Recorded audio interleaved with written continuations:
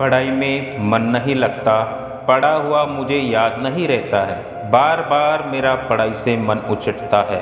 क्या मैं कमज़ोर छात्र हूँ? क्या आपके दिमाग में भी ऐसे ही सवाल हमेशा आते रहते हैं? मैं क्या करूँ? ये वो मैसेज हैं जो हमें प्रतिदिन प्राप्त होते हैं। इस समस्या का सामना अक्सर तैयारी करने वाले छात्रों को करना पड़ता है। आज हम इस समस्या को समझने का प्रयास करते हैं और आशा है कि बहुत हद तक आपकी समस्या का समाधान आपको मिल जाएगा। तो सबसे पहले उन कारणों को देखते हैं जिनकी वजह से अक्सर पढ़ाई में मन नहीं लगता। ऐसे कई कारण हो सकते हैं जिनकी वजह से हमारा पढ़ाई में मन नहीं लगता है, पढ़ा हुआ याद नहीं रहता है। तो आज हम यहाँ इम्पोर्टेंट उन कारणों की चर्चा करेंगे। सबसे पहला कारण है फोकस की कमी। अक्सर हम जो पढ़ रहे होते हैं उस पर हम ठीक से फोकस नहीं करते हैं। मतलब कि जब हम गणित पढ़ रहे होते हैं तो मन में अंग्रेजी चल रही होती है और अंग्रेजी के समय गणित। ध्यान रखिए मेरे दोस्त कि एक समय में सिर्फ एक जगह ही मन लगाएंगे तो रिजल्ट 100% मिलेगा।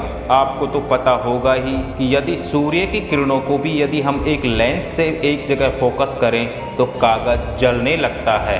यह है फोकस का महत्व। तो आगे से जो भी पढ़ें पूरा ध्यान वहीं रखें और 100% ध्यान तो 100% रिजल्ट। और दूसरा कारण है विषय में रुचि ना होना। रुचि ना होना और विषय में पकड़ ना होना दोनों एक दूसरे से संबंधित हैं।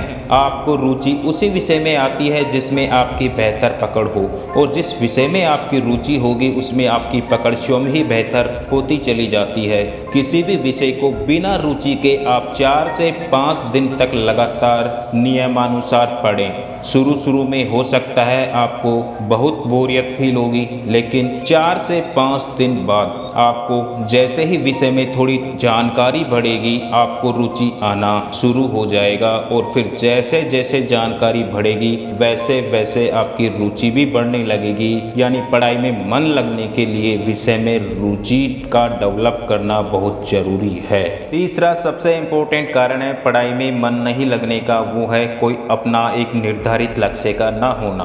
क्या आपका कोई निश्चित लक्ष्य है या फिर आप यूं ही पढ़ते जा रहे हैं, यूं ही चलते जा रहे हैं? ये उसी प्रकार है जैसे आपको पता ही नहीं है कि जाना कहाँ है और आप चलते ही जा रहे हैं, चलते ही जा रहे हैं। जब लक्ष्य निर्धारित ही नहीं होगा मेरे दोस्त तो मंजिल आपको कैसे मिलेगी?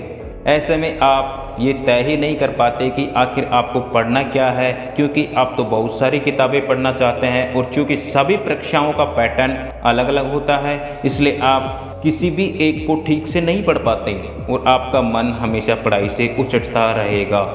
कभी ये एग्ज़ाम आया तो ये पढ़ लिया, कभी वो एग्ज़ाम आया तो वो उसका पढ़ लिया। तो अगर आपने अभी तक अपना लक्ष्य निर्धारित नहीं किया है तो ये काम सबसे पहले कीजिए, एक लक्ष्य निर्धारित कीजिए, फिर देखिए आगे का काम ऑटोमेटिकली आपके लिए आसान होता चला जाएगा। चौथा कारण है ध्यान बटाने वाले साधनों का अपने आसपास होना।